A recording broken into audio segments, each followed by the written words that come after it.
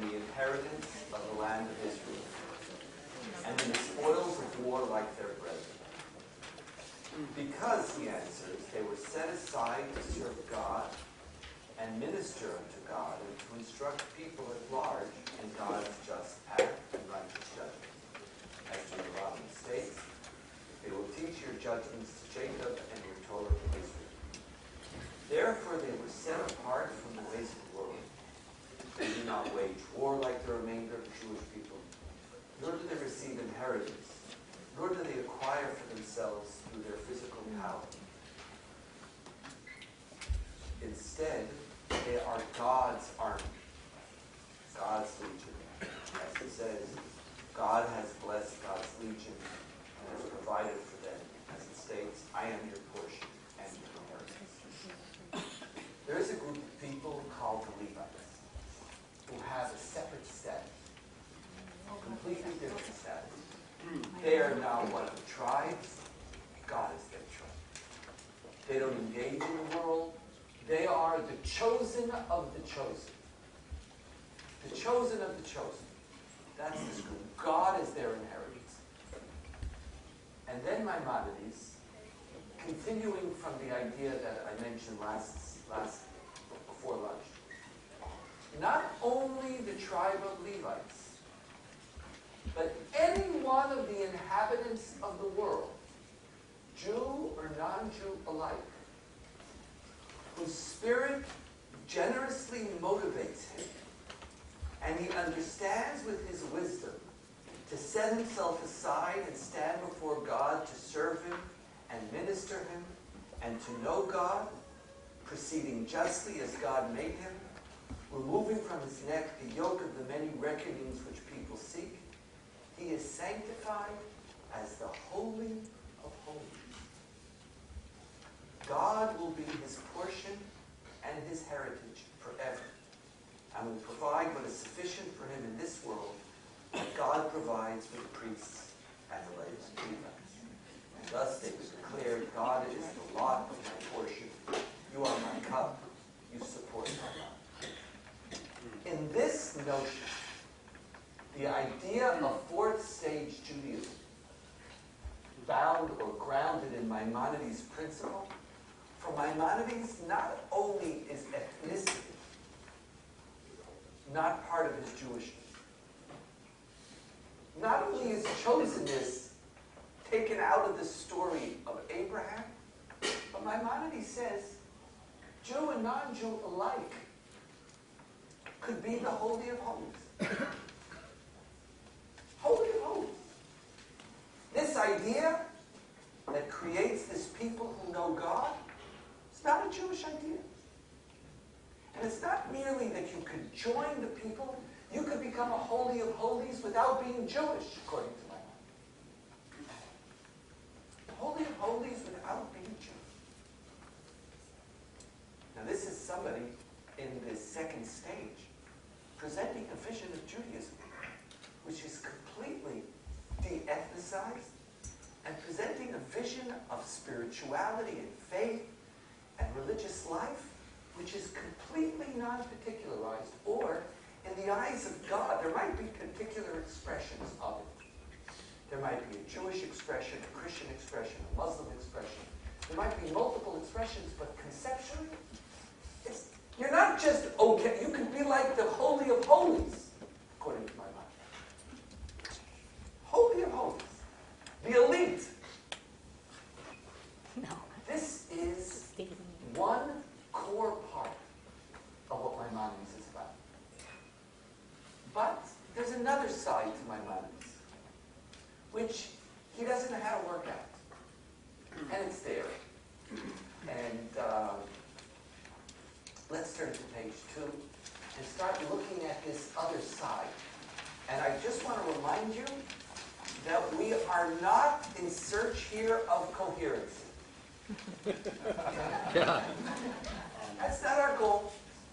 Our goal is not to be coherent. Our goal is just to hear.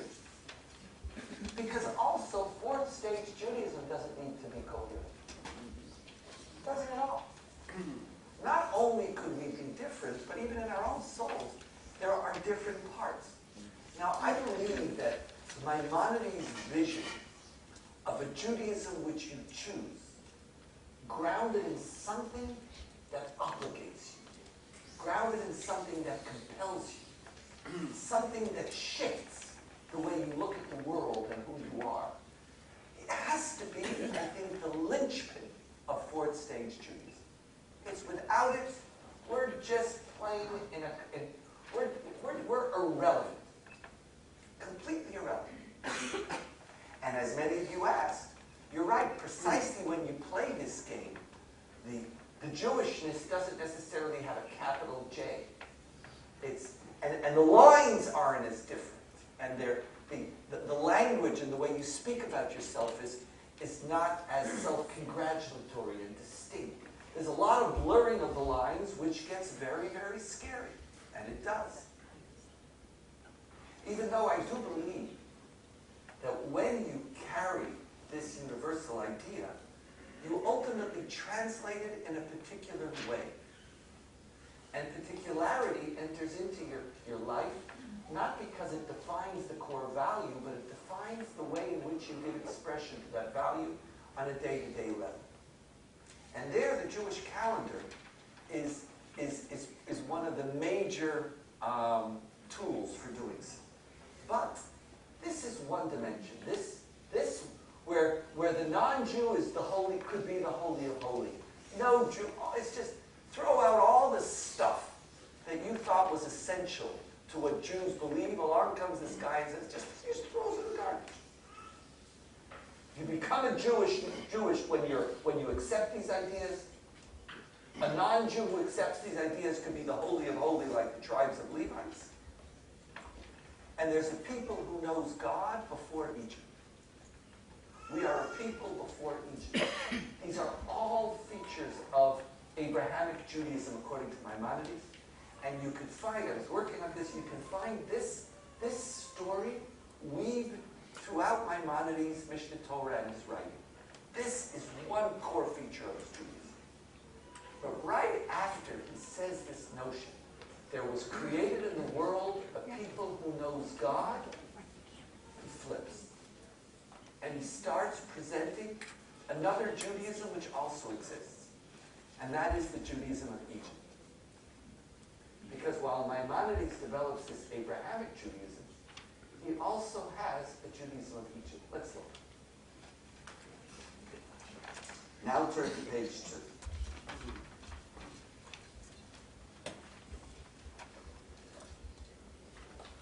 Last time we finished on the third line from the top. The concept proceeded and gathered strength among the descendants of Jacob and those who collected around them. And there's no distinction between the descendants of Jacob and those who collected around them, because together these two groups became a nation within the world which knew God. Okay? Now that's where we were. When the Jews, however, extended their stay in Egypt, they learned from the Egyptians' deeds and began worshiping the stars as they did. As they did. In other words, Abraham starts his journey from the midst of idolatry, breaks with idolatry, walks away from them. He doesn't do a lech lecha, walking when God tells him to walk. It's a completely inner-motivated walk. Completely inner-motivated. But now the Jewish people do the reverse. We left the world. The act of going back to Egypt is going back into this idolatrous world. We leave our path and we start, instead of being a people who knows God, we start becoming like the Egyptians. Now, according to this story, if we would follow the logic of Abrahamic Judaism, the story would come to an end. God doesn't choose us, we choose God. We leave God, we left God. But here, Maimonides has to allow for another dimension of Judaism, and that is Egypt Judaism. The Jews extended their stay in Egypt. They learned from the Egyptians and began worshiping the stars as the Egyptians did. With the exceptions of the tribe of Levi who clung to the mitzvot, the tribe of Levi never served false gods. Within a short time, the fundamental principle that Abraham had planted would have been uprooted. And the descendants of Jacob would have returned to the error of the world and their crookedness, and there would have ceased to be in the world a people who knows God. It's a natural process.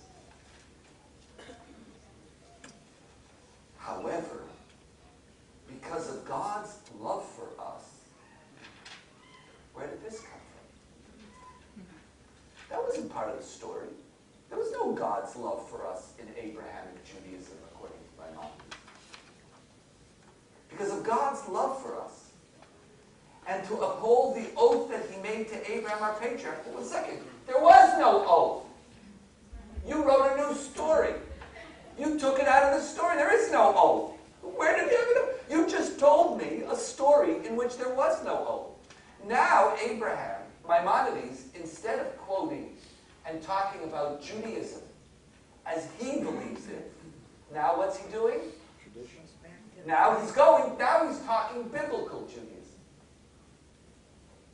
And biblical Judaism is I call it Egypt Judaism. Because of his love for us, and to uphold the oath he made to Abraham, our patriarch, he brought forth Moses, our teacher, the master of all prophets, and sent him to redeem the Jews. After Moses, our teacher, prophesied that God chose Israel as his inheritance, God crowns the Jewish people with mitzvot, informed them of the path to serve God, teaching them the judgment prescribed for idol worshippers and those who stray right.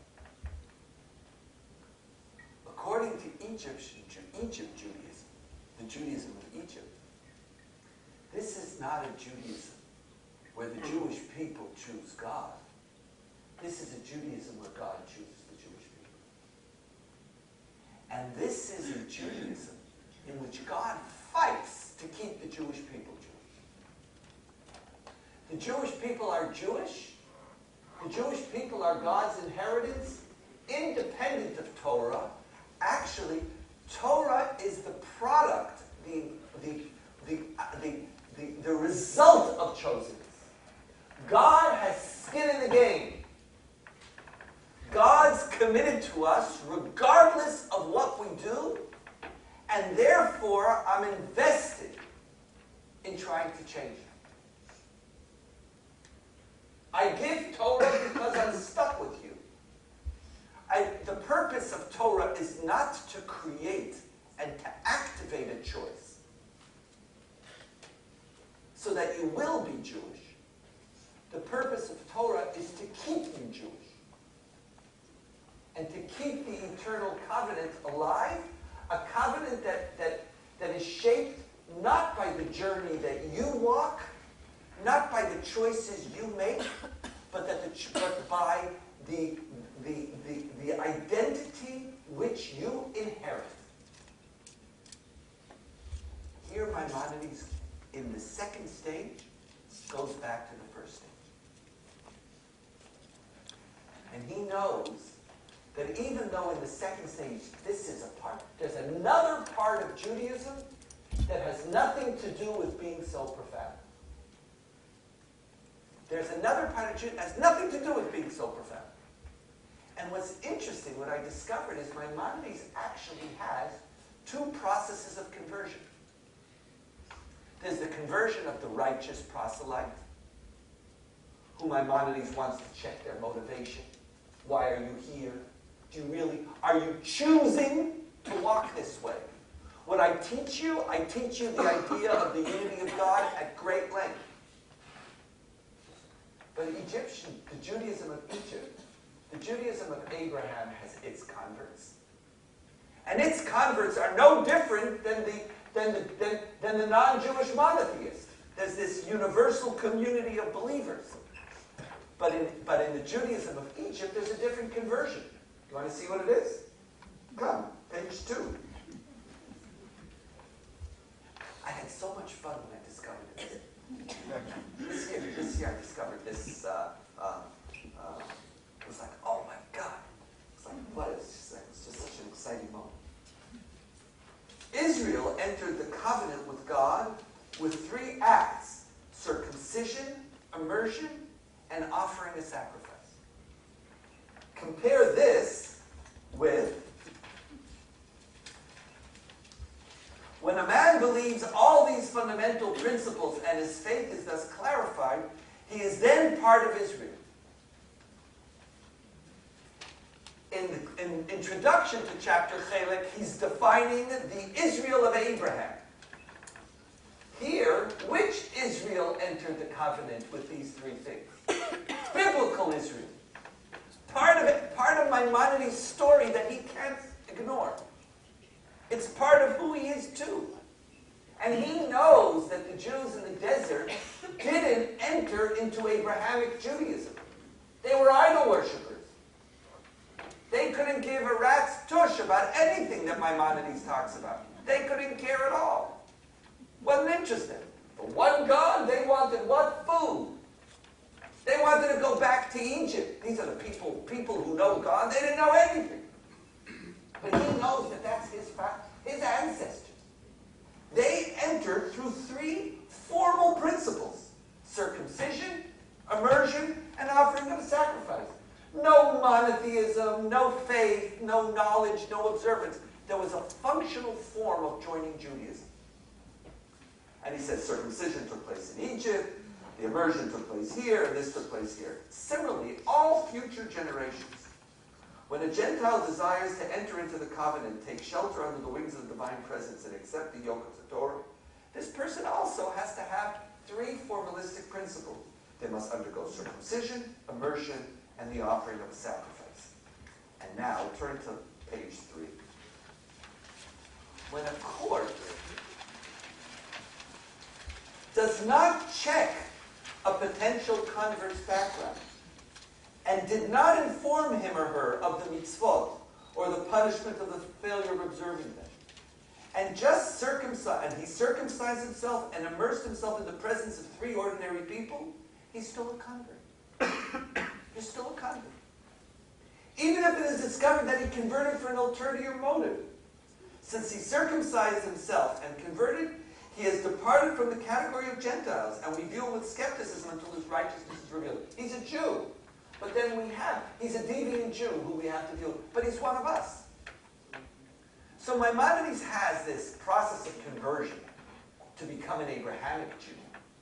But he also has to accept that there's a process of conversion to become a biblical Jew. To become a Jew of the people of Egypt. That's also part, in which it's purely formal. Purely formal. You're either born Jewish, and the parallel to be born Jewish is to have a formal ritualistic conversion without any belief or transformation within you. And just like you can be born Jewish, you can also just have that process where you become Jewish without any transformation, internal or commitment in any way whatsoever. Please turn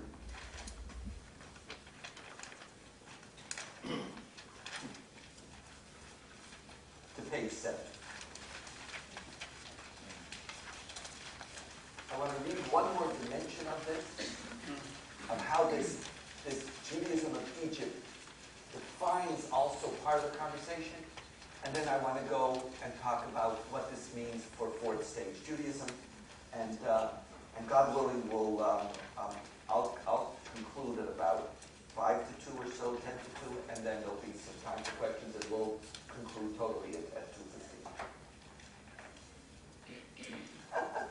You listen to me. As if I wouldn't have it. That's the point. I'll still take up you more were like tape. laughing. Yeah. I'm not confused. Like, it's like, okay. Now, we have a plan. A person who does not acknowledge, this is Maimonides, here I want to show you this is the dark side of the Judaism of Abraham. The dark side of the Judaism of Abraham is that if to be a Jew means to make a serious commitment, what happens when someone doesn't make that commitment? What do they do? As we look in page 5, when a man believes in all these fundamentals, serves 5, Page 7, source 5. When a man believes in all these fundamental principles and his faith is thus clarified, he's then part of Israel whom we are bound to love, pity, and treat as God commanded with love and fellowship. Even if a Jew should commit every possible sin out of lust or out of mastery of his lower nature to be punished for his sins, but he still has a share in the world to come, he is one of the sinners of Israel. But if a man gives up any one of these fundamental principles, he has removed himself from the Jewish community. He is an atheist, a heretic, an unbeliever who is cut among the plantains. We are commanded to hate him and destroy him. Of him it is said, shall I not hate those who hate you? When we now have, this is what it means to be a Jew. To become a Jew is to be a part of a people who know God. When you don't know God, then what are you? You're not a Jew. On the one hand, it's great, because you could become a part of this people just by knowing God, whether through conversion or with knowing God, you're the chosen one. We accept all those who share what I believe. But when you put content into Torah, when you make being Jewish defined by a serious commitment, then, if you don't share that commitment, you stop being Jewish. That's it. You stop being Jewish. Cutting among the plantings is a term which goes back to where people are. There's this imagery where you're in the pardes, you're in the orchard, and what you're supposed to do is you're supposed to nurture the plantings. You're supposed to enable them to grow. But if you lose it, you cut the plant. In other words, you're cutting the plantings. You're cutting the orchard or the garden that you're supposed to be preserving, which is whether it's the Garden of Eden or whether it's Pardes, whether it's Torah, being Jewish as being someone who has to cultivate and cause this system to grow. Instead, you cut the plantings. You destroy it because you're not part of the people who know God. What constitutes a lack of serious commitment as long as it's only abstract?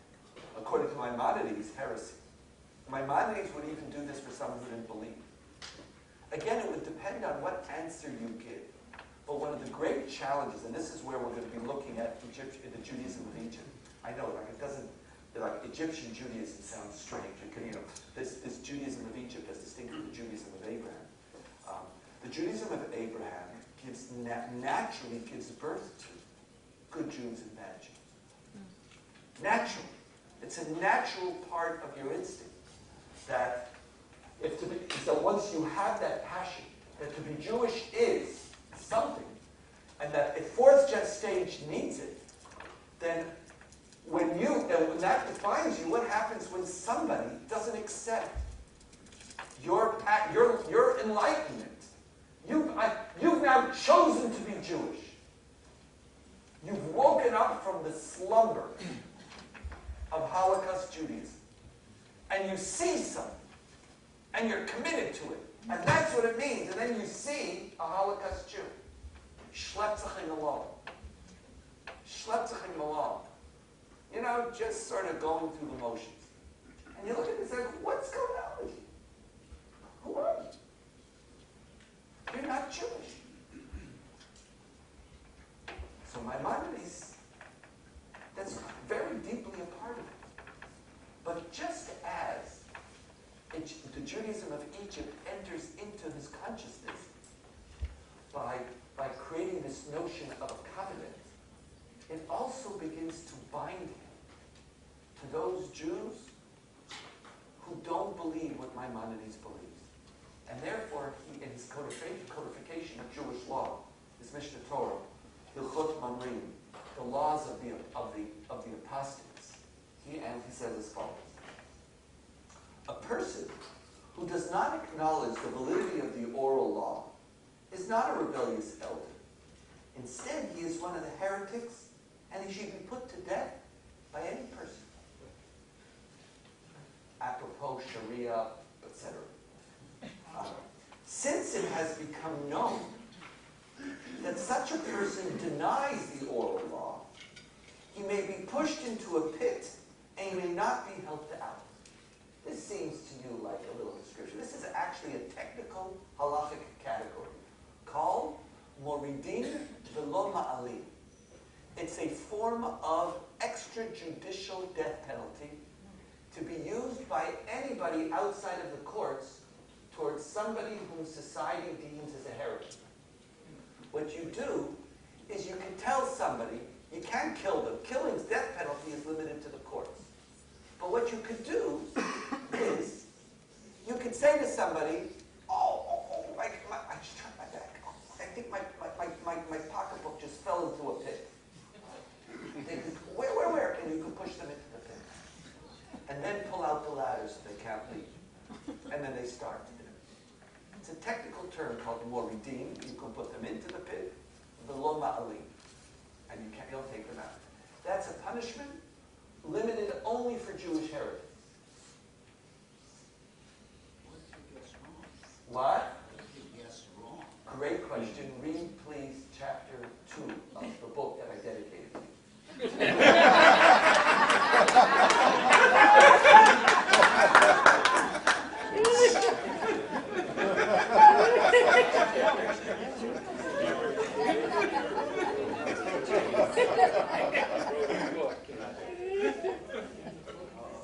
I didn't dedicate it to you, but I said some nice things.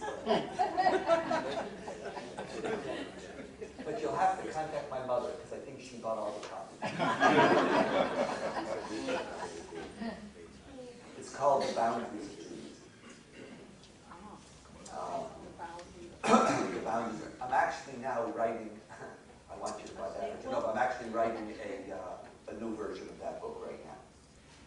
In medication? What? Or on vacation? You lost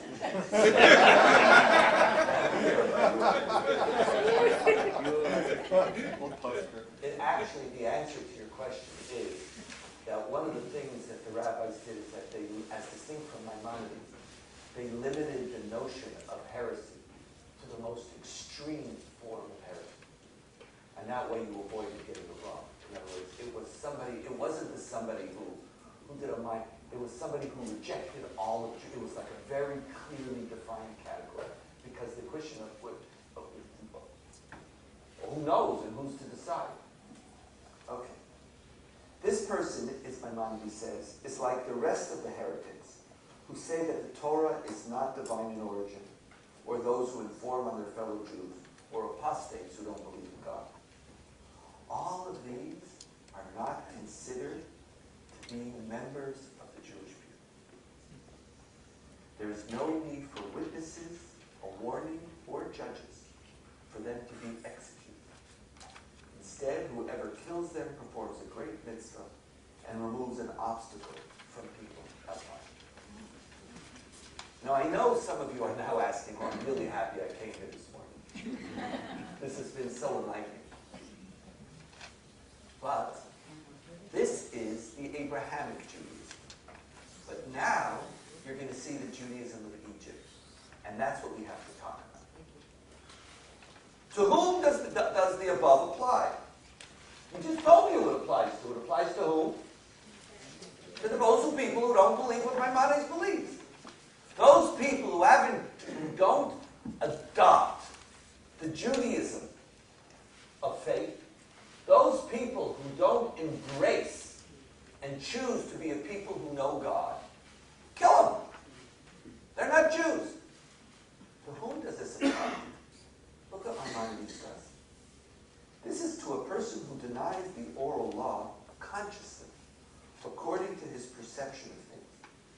He follows after his frivolous thoughts and his capricious heart, and denies the oral Torah, as did Zadok and Baitos, two famous Sadducees, and those who erred and followed them. Just like there's a people who choose to be a part of the people of God, those who choose to lead the people of God are the people who we kill. However, the children of these errant people and their grandchildren, whose parents led them away, and they were born amongst these Karaites, and raised according to their conception of the world, considered, Maimonides says, and here's a technical halachic category, as children captured and raised by them. The Hebrew term is tinok shenishba, a child who was raised in captivity. A child raised in captivity is not deemed responsible for their actions. Even if later, what? Are they considered Jewish? Yes. This is what's in. They never chose to be part of the children of Israel. Technically, according to Abrahamic Judaism, they're not Jewish. Because de facto, they never chose. They were just born Jewish. But here, the Judaism of Egypt enters into Maimonides' consciousness.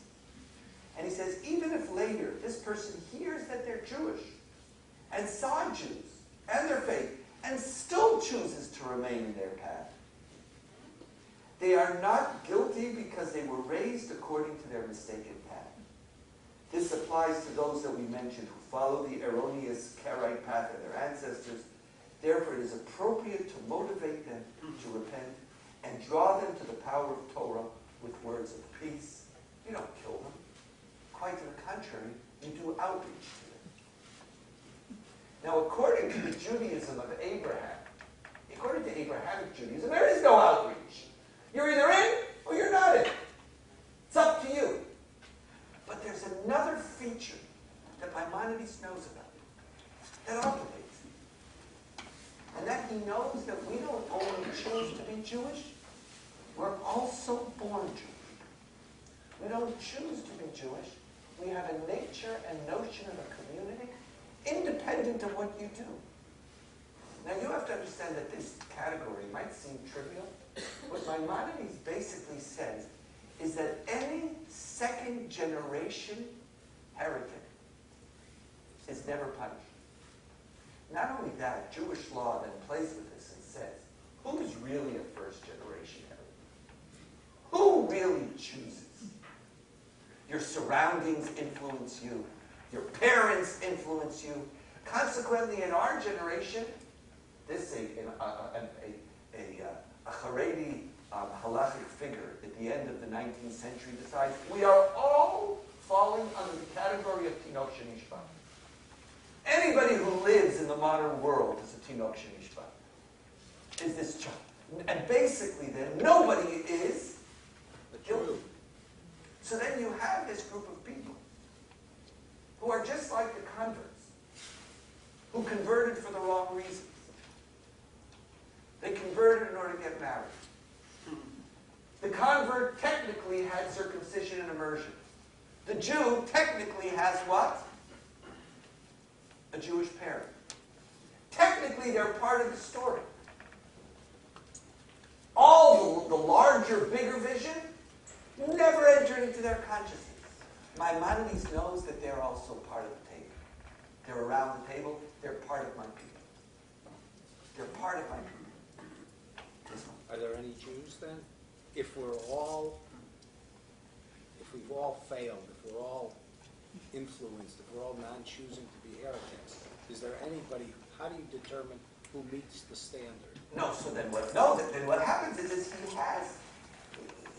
he just doesn't know what to do. Because there is no standard according to the second one. You're born, there is being born Jewish.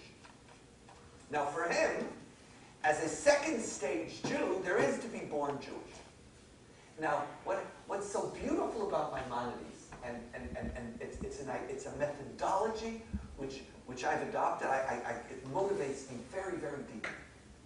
I love holding polarities and not working them out.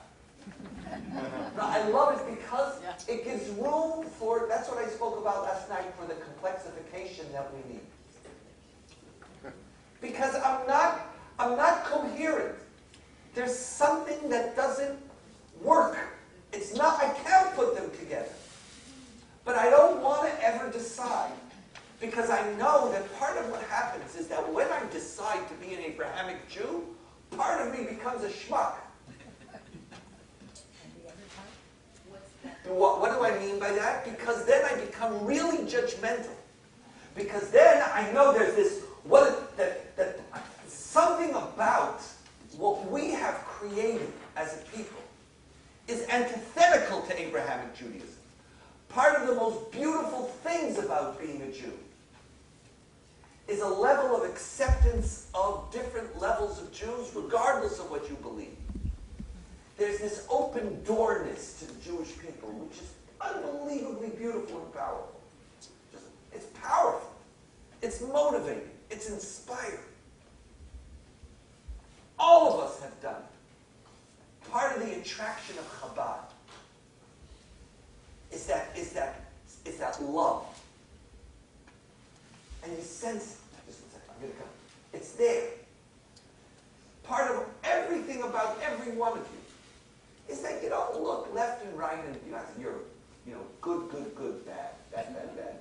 Good, okay, I'll check on you later. Good. It's just part of what it is that we built a community without that. We built a community where we don't appoint religious figures who are going to check who's better and who's worse. It's just not what we do.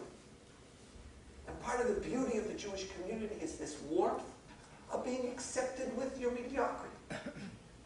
Now the problem is that we become mediocre. But inherent within our mediocrity is one of our most non-mediocre ideas. And that is this sense of commitment and love, independent. It's not just a meritocracy. Meritocracy is a tough place. It's a tough place to be in. And to have a religion which isn't which doesn't have that meritocracy. Now it's interesting. Christianity is a similar, the whole idea of Jesus is to enable precisely that also. And that's its power. And when you meet a righteous Christian, their ability to love and to accept somebody for who they are is awe-inspiring. Awe-inspiring. When Jesus is really important in your life. And that's why there was a whole movement still in Christianity of what would Jesus do? To try to get people to connect back to that side of religion, which somehow, why is it that those who are more committed to Jesus are the ones who seem to care about who's more right, who's big? It's just which religion do you belong to? Now, what Jesus does to Christianity, the Judaism of Egypt does to Judaism. The notion that you're born, or that you went through a formal membership process, somehow, you're in. I feel you're in. You're part of me.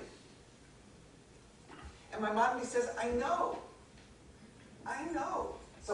So how does he bridge the gap between the Abrahamic Judaism, the Judaism of Abraham, and the Judaism of Egypt, through this myth distinguishing between first generation and second generation? When in fact there are no first. How many first generation heretics are there? Who hasn't been influenced by a parent, by a surrounding, right? But it's a technical term that enables him to maintain the gap, because what he doesn't want to do is he doesn't want to define Judaism simply as an accident of birth. He doesn't want to be a part of the people who are mediocre. He doesn't want it at all. That's not it. He wants to be a part of the people who know God. He wants to be a part of the people who wake up in the morning and ask themselves, what's the most important feature of this tradition, and how is that going to define my life and influence the choices that I make? But at the same time, he knows that when you become so meritocratic, that you lose something. Now the challenge of fourth stage Judaism, and this is how do we create an ethnic Judaism without a shared ethnicity? How do we create this language even though we don't have a shared ethnicity? Because that's what second second stage Judaism counted on. You're born from a Jewish mother. You're born from a Jewish father. The translation of this in fourth stage Judaism, if we translate it, and I know this is heretical for second stage or third stage Jews to say this, but in the fourth stage Judaism, ethnicity is determined by your statement or aspiration or perception that I am a Jew. The minute you say I am a Jew in fourth stage, that's the parallel to being born Jewish. This is a fourth stage, and when you're in third stage, it's a nonsensical category, what I just said. But when you identify or understand what fourth stage is about, anybody who basically says, I am a Jew, is part of the ethnic community of Israel. Does it not matter why they say it? No. What was the question? Does it matter why? The answer would be just like, no. That's what the beauty of Egyptian Judaism, or the Judaism of Egypt, its beauty and its problem is that we get everybody who wants to be in. Everybody leaves Egypt. Drek left Egypt. Drek left Egypt. Crap. People who weren't interested at all. Doesn't matter. Just like ethnic Judaism doesn't allow you to say, are you a good Jew or a bad Jew? And the minute you're an ethnic Jew, I'm obligated to you. And all the rules which come from the Judaism of Abraham, where I have my standards, I can't kick you out. I'm stuck with you.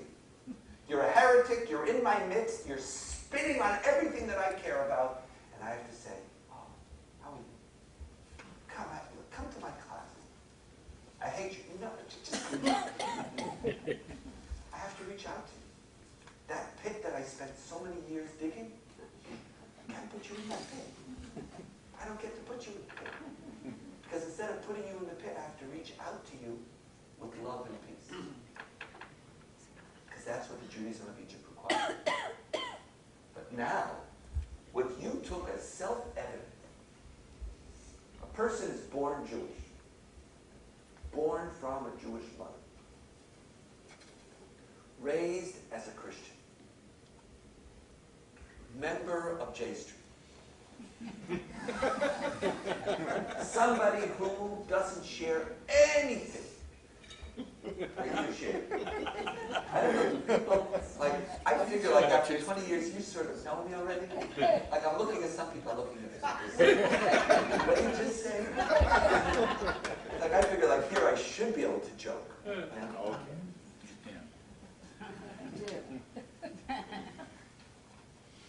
That person's a Jew. They're a Jew. Doesn't matter where they were raised. They're a Jew. And in second and third stage, we took that for granted. In the fourth stage, the mere statement, I am a Jew, is the equivalent of being born a Jew. The mere statement, I want to be part of the Jewish people. Did they convert? Never. Never. In the fourth stage, this is part of who we are. And what we need to do, and here I'll conclude, and any questions or comments, I'll only within 5 minutes. It's part of the challenge of assimilating the reality within which we have found ourselves. Now, if all I was to say was that the Jewish people today are whoever wants to be Jewish, in a certain sense, that is a descriptive, that is an accurate descriptive statement. Who is a Jew? Anybody who says, I want to be Jewish. Functionally, that is what's happening within North America. Remember, I told you Israel's still in the third stage. But American fourth stage Judaism has slowly evolved to this reality. It's evolved to that reality. We don't have any serious debate about conversion anymore. Because most people aren't converted. There's almost no conversion statistic.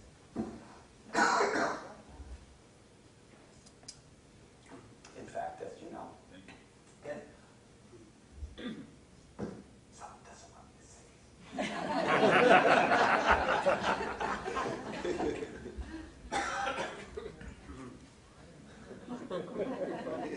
okay, the lecture's over.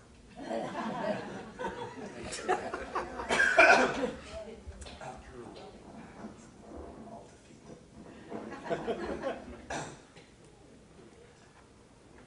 All I've said descriptively is what you already know. You already know.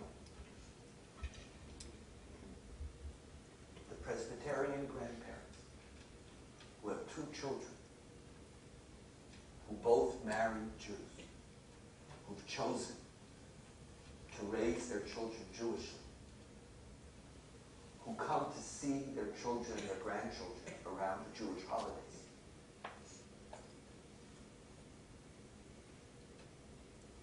The non-Jewish spouse who wants an aliyah. The non-Jewish spouse who wants an aliyah. I know some asking, excuse me, could the non-Jewish spouse participate in the door-to-door ceremony? It's a serious question. If you're a third stage Jew, when you think in third stage categories. When you think in fourth stage categories, it's a different reality. It's a completely different reality. Now, descriptively, this is who we are. Descriptively, in fact, who's a Jew? Anybody who shows up. Anybody who shows up, anybody who wants to be a part, anybody, whether you converted or not converted, whether you have a Jewish grandchild, whether you have a Jewish parent, whether you don't have a Jew, whether you're married to a Jew, you say, this is who I am. You've shown up. In fourth stage, that decision to show up is the equivalent of third stage ethnicity. I'm not here stating prescriptively. I'm now describing, in fact, the way the Jewish community in North America is functioning. Whether you like it or not, you could be ignoring it. This is, in fact, the way we are functioning. This is this community. Now, just like ethnicity in the past challenges us to our quality, just like a descriptive definition of Judaism challenges us vis-a-vis our prescriptive notion, so too does this. Now, I believe that our community needs this dimension. It needs, even in the fourth stage, and maybe precisely in the fourth stage, this type of Judaism of Egypt.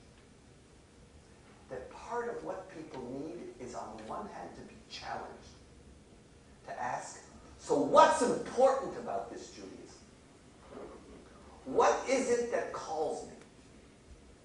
And at the same time, people, normal people, need the feeling of acceptance and love, which is also unconditional. Unconditional love is not something that you earn, by definition. And unconditional love is a value. It's a value. There's a beauty, there's a warmth, there's a gentleness, and there's a kindness about a community capable of that level of unconditional love. And therefore, even though we are moving into this fourth stage, where people have to choose to be Jewish on the basis of ideas and on the basis of principles and significant values, part of what's going to effectuate that choice is the unconditional love of the Judaism of Egypt. What a paradox. What a paradox when precisely in the fourth stage, the Judaism of Egypt becomes part of the Judaism of Abraham. That part of the ideas that are compelling, part of what attracts you, part of what makes you motivated to say, yeah, I want to be there, as distinct thing from there because I don't have to be here. Part of what says I want to be here, it's going to be the big ideas of Tikkun Olam. It's going to be the big ideas of faith and spirituality and meaning and values. Part of what it's going to be, it's going to be a community which lives on the basis of depth. A community which stands for something. Part of what we stand for in this fourth stage is to be a Judaism of Egypt, which for Maimonides was a contradiction. And when you're in stage 2, it is a contradiction. And he lives between these poles and says, I can't choose. I won't let ethnicity define who I am, but I can't ignore it. When it gets translated in the fourth stage, it becomes a big idea, an attractive idea. That's the dance. Now, I apologize for speaking about fourth generation, fourth stage Judaism, to some of you who are still third stage Judaism. I apologize for putting it in your face. I apologize for that. It doesn't make me happy. It doesn't make me happy. I apologize because I know even in my own life, it's a constant struggle. Because I was born a third stage Jew. That's how I was born. To live in a period where the stages of our identity are changing is very, very painful. It's painful and it's difficult. And you don't want to see it sometimes. You don't want to see it. We all want to be in a world where we could create mini-me's. It would be nice if there would be mini-me's. And we all know, all of us know the process which we've spoken about so often together, about when your kids are born and they actually listen to you. It's like you sit down and I'm reliving it all over again with my granddaughter. Eat now. Why should I go to sleep now? You actually, they're going to follow what you tell them. You could decide what they're going to eat, when they're going to go to sleep, what school they should do your homework. There's all these things that we list as good and bad and right and wrong, and we communicate them to our children. And for a certain period of time, there's a myth that they listen. And it's very comforting to have children who are in the same stage that you are. It's a very comforting thing. It is. So you grow up as a third stage Jew, it's nice. But part of us in this room, part of you are also fourth stage people. And every one of you is living with people who are in the fourth stage. Every one of you. And part of our challenge is to find a way to give to that new stage a future. That's part of our responsibility. Not to make them like us, but to give them their own future. And somewhere, it's not fully worked out, but somewhere this dance between the Judaism of Abraham and the Judaism of Egypt, I believe is a powerful Judaism for fourth stage Jews. But it's different. Because in fourth stage Judaism, the Judaism of Abraham is not exactly like the Judaism of Maimonides. It's not one person getting up and deciding, this is what all Jews should hear. Yes, you all have to believe. We take Abrahamic Judaism and adapt it in fourth stage Judaism to a Judaism of depth and seriousness, of diversity, which everybody gets to pick. So instead of Maimonides saying, excuse me, you don't believe, go into the pit. No. When we're in fourth stage Judaism, so aware of the choices that people have, we take Maimonides' principle and we adapt it. And we say the Judaism of Abraham is the Judaism of commitment and depth. And that's not an innovative idea. That's just an idea that for some strange reason we don't talk enough about, so people think it's innovative. It's not innovative at all.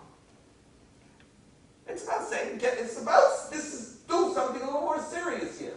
Find something that, be as passionate about some dimension of Judaism as Maimonides is about the faith of God. And let's have a community with these multiple passions relating to each other. That's the way we translate the idea of the Judaism of Abraham into a modern era. And the Judaism of ethnicity also gets translated. A Judaism of ethnicity which used to mean blood. It used to mean your father, your mother, being born Jewish. That's a category which is going to be, as we move on and more in the fourth stage, is going to be increasingly irrelevant. But the moment that someone says, I want to be Jewish, I am Jewish, that has to activate in us not the safety net of being stuck with someone, but actually the active process of embracing, loving, and accepting somebody by that mere fact that they say, I'm Jewish. Could we adapt ethnicity to that? Now, we already are with our son-in-laws and daughter-in-laws who didn't convert. We're already doing it. We're aggravated by it, but we're doing it. Now, we just have to be aware that that's where we are and adopt it as a national policy. Those two things together, I think, give us a chance. We don't know. We have to keep on thinking about it and talking about it. And I don't know, next year we might think that everything I said this year was stupid. Because the processes are changing. No. We have to watch and see. Do we have to add something else? Are there other features? Where does Israel enter into the story? Is it a good part of the story, a hard part of the story? I don't know, I want it to be a good part of the story. But we have to work hard for that. It's a lot of other features. But it's so interesting, I find, I love it, traveling back to the 12th century and finding two ideas about Judaism which could offer us direction in ways that Maimonides would have never imagined, but which could maybe be profoundly enriching, precisely for us as we, I don't know if we embrace, but as we fall into this new moment in Jewish history. Now, any questions or comments? Yes, we'll take a few, but where are we? It's 2:15. We will end precisely at 2:30. Really, because I want people to be able to go home, and I want to go home. No. Yes? So I'm not entirely sure if you were saying this, but I'm wondering if maybe it was not only an acknowledgement on the Mary's part, but maybe more by willful intent to be as and perhaps 12th century Spain and the culture that he lived in had some influence on it, and whether there's something to learn from that that is similar to what we are experiencing today. It's hard. Yeah, I don't know. I don't know if there was something historical there that was particular. I think there was very little in his reality. He did have to deal with the Karaite group when he was in Egypt, which were insignificant. They weren't such a big part of the population. He didn't have to deal with the level of diversity that we have to deal with. But I think when you use the word inclusive, there is an inclusivity which he lives with, but it doesn't define it. He's an elitist inclusivist. And he's very much an elitist inclusivist. And it's like when you just become inclusive, that's when you become descriptive and not prescriptive. And when you just become elitist, that's when you become prescriptive and not. So those two together, like we have a community which celebrates inclusiveness at the price of accepting mediocrity. We have a community which sees inclusiveness as an end unto itself. And nobody's going to join a community if it's just inclusive. Nobody. If there's just inclusive, I can get inclusive elsewhere. I also don't believe that anybody's going to join a community just on the basis of these elitist or these commitments. It's this balance. So I don't know if historically There was something there. And I don't know if Maimonides would like or not like the interpretation and adaptation that I'm doing of his categories. But he's not he never saw, nor did he even imagine what fourth stage Judaism would be. I guess. When you give these kind of discussions or talks to rabbinic institutions, do they stay to the end or do they? Here there's some notion in the Jewish community that the rabbis don't get it. And actually, I have to tell you, rabbis have been talking about this for 30 years. And the biggest inhibition that most rabbis I know have to implement what they need are lay leaders who don't allow them to be as revolutionary as they know they can be. I can tell you over and over again. Rabbi, who do you think is paying? Like, for example, a synagogue, a rabbi who wants to hire a rabbi to reach the non-members. Well, excuse me. The board sits down and says, which non-members? You mean the non-members who aren't paying membership? Yeah, it might mean those. Generally, rabbis, for years, have been trying to hire rabbis to work with the non-members of their community, but they can't because the membership committee and the board won't because they're not paying dues. You think it's the rabbi? So I have to tell you, it's interesting. Rabbis, it's like very often, rabbis and lay leaders have this strange dance which brings out the worst in each one of us. Brings out the worst. And I can tell you that the most inspiring and forward-thinking group that I ever teach in my career for decades are rabbis. Rabbis understand it. And if rabbis aren't doing it, I want to tell you, you have to check inside what's going on. This is one of the things that I know more than anything else. Now, it's because it's a balance, because you pay their salaries. So how do you serve as a leader in a community which pays your salary? And there's a whole dynamic. Like, you know this, I've mentioned this, where how synagogues suffer from an autoimmune disease, where they attack the rabbi that they want. You want this courageous, innovative leader, but then you squash it. So what you do is you hire scholar residents to come in from time to time to say something, and then we leave, and you can go back to doing exactly what you wanted to do beforehand, controlling your rabbi, etc. Now, that's not to say there are some rabbis, just like there are some lay leaders, who might not agree with some of the things that I said. There are some, but like just to give you an example, when a Rick Jacobs, this is the head of the CCAR, not a little person, he's actually quite tall, but a person of standing. When he gets up and says that his job now is to educate his rabbis to the fact that synagogues don't come with Jews. Is this a rabbi who gets it or doesn't get it? The head of the CCR, that a synagogue, you think that you're going to be a rabbi, you want to teach the Jews, and therefore you're going to be a rabbi of a shul. And he says, no, shuls don't come with Jews anymore. There are no Jews at the shuls. And you have to understand that to be a rabbi of a shul doesn't mean that you have a congregation. Now, does he get it? I can tell you, rabbi after rabbi, we need to find a way to bring the best out of each other. How do we help each other? We have fears. Rabbis have fears because they have to work in it. They belong to an institution. Part of their job is to preserve the institution. Part of what some of their lay people expect of them is to preserve the institution.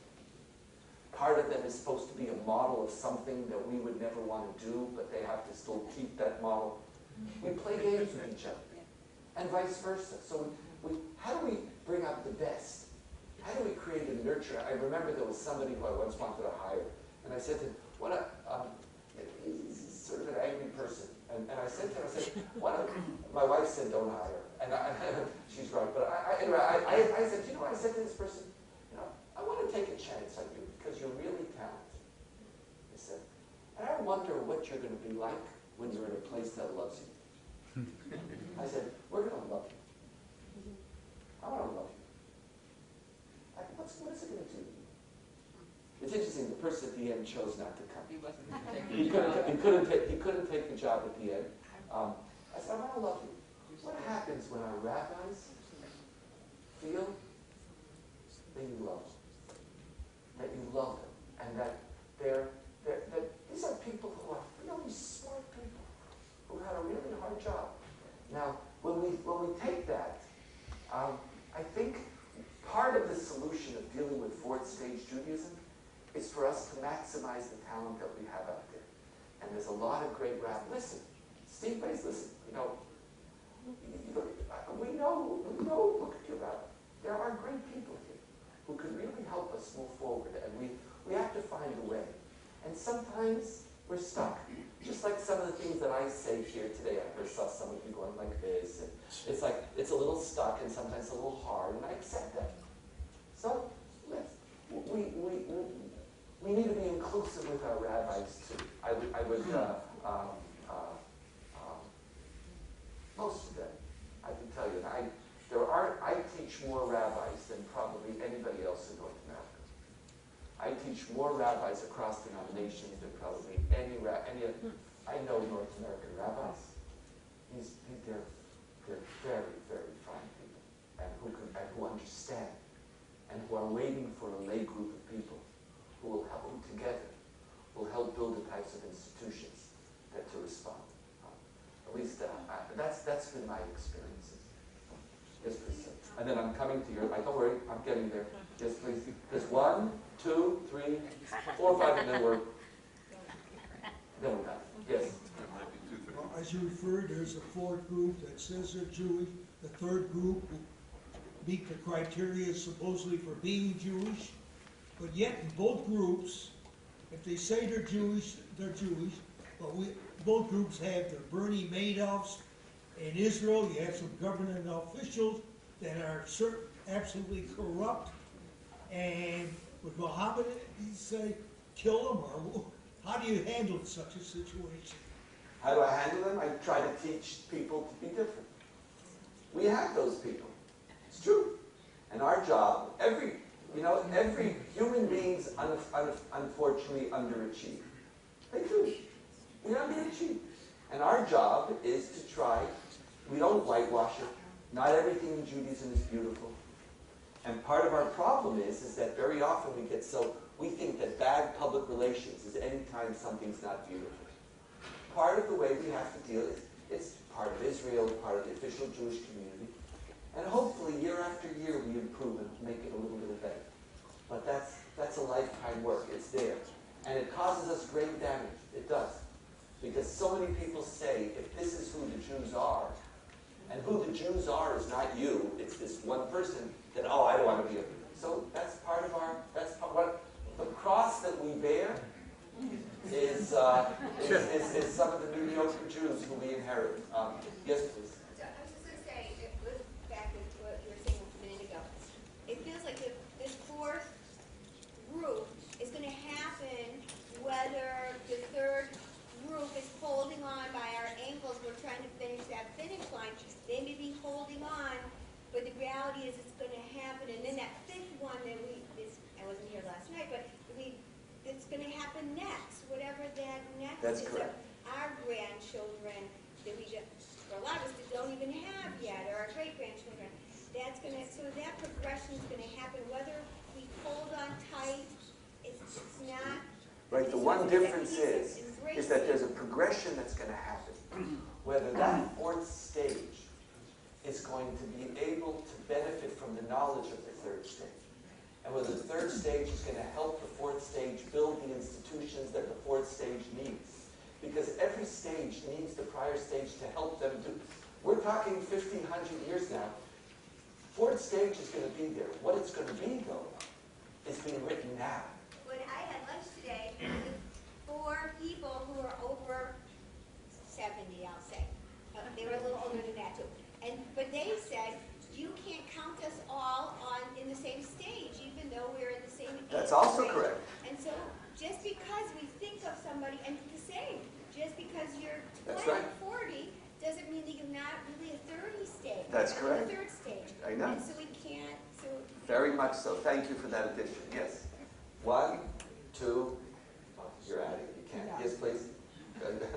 What do you mean? No, we'll come. Yes. I'm going to take all together and then one final comment. Yes, please. Are there any thoughts of the result of the benefits of the fourth stage of what the fifth stage can take place? I'm going to leave that for now. I'm going to leave that for another time. That's my granddaughter's going to have to deal with that one. Yes, please. So is it useful to analogize the balancing polarities with like the role of a parent who loves their children unconditionally, but also hopes to teach them things of depth and importance and the skills with which to deal with things later that the parents cannot yet foresee? Yes, it is. So, and it's part of the challenge is for third stage to learn how to let go, just like parents have to. Very, very much so. Yes, please. I want to check something out with you. I'm counting in what you call the Jews who say they're Jewish and don't want to convert and aren't convert. Are you talking about, say, a person who wants to marry a girl who's Jewish, doesn't want to convert, but is open to having a Jewish family? Yes. That's. I'm talking about anywhere between 1 to 4 million people today who are living in the midst of our community, who I consider to be full Jewish. Although they may not convert. May not. They never have. They never have. And what makes them full Jews? Their decision. They've married a Jew. They've chosen to be part of the Jewish community. They say, I am a Jew. In the fourth stage, there is another definition. And I apologize, last question, and then we're going to conclude. My birthday is 2 days ago. I'm 85 years old. I'm in the fourth stage already. You're in the fourth stage. You will not believe that I believe everything you say is so because I'm going through it. My great-grandchild, I've got 2 great-grandchildren, one on the way. My grandchild is Jewish. He married a Gentile girl. She wants to be Jewish. She's raising her child at a Jewish school. She loves him unconditionally and wants to be Jewish. I feel if she wants to be Jewish and she's raising her child Jewish, she's Jewish. Not everybody in my family believes the same thing either. However, you're so avant-garde. However, I went to the Holocaust Museum and I bought a kit that made a yacht. And my oldest great-grandchild was 3 years old. And I said to my granddaughter, and I keep this straight, I said to my granddaughter, I don't know whether or not Zoe will use this, but I made a yacht, a kit. And I'd like it to be in the Atlanta family. And I'd like it, Zoe's so inclined to go to the tour, I'd like her to have it. She says, I want to do it. Now, is she Jewish? My friend, I couldn't have picked a better ending for today. Thank you very much. Thank